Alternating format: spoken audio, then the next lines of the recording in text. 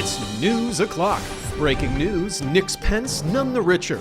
Mike Pence, for the record I went with this graphic, but don't think I also didn't come up with Iron Mike tension or Nice Vice maybe.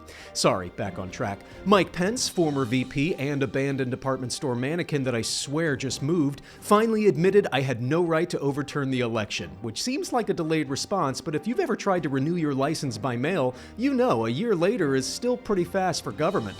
Pence said Trump was wrong, which, look, I don't dance, but if a DJ played a house beat with that sampled on a loop, I am gonna come correct. Trump said Pence had that power in a statement released on his official desperation letterhead. You know, maybe you're not the guy for the job if right after you made America great again, it immediately needed saving. If this rhetoric keeps ramping up, by 2028 the slogan's gonna be, I looked away for a second and when I turned around, someone kidnapped America! Though it's good Republicans are finally taking January 6th seriously, finger on the ear, and they're calling it legitimate political discourse. That's right, the RNC censured Kinzinger and Cheney for taking part in the same committee they were mad their other nominees weren't invited to.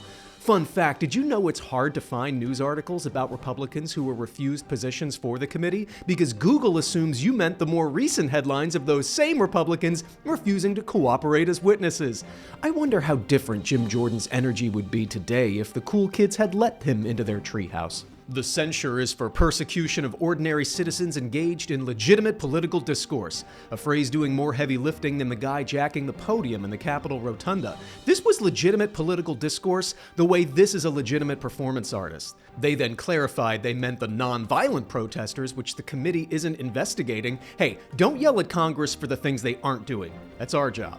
Mitt Romney stopped being the president in a Disney movie about a monkey lost in the White House long enough to tweet his disapproval, saying, "Shame falls on a party that would censure persons of conscience." Thanks, Mitt, that may be spicy for Utah, but for the rest of us it's a mediocre diss in a Shakespeare play. Also, a party? Not the party you're a part of, just, you know, hypothetically.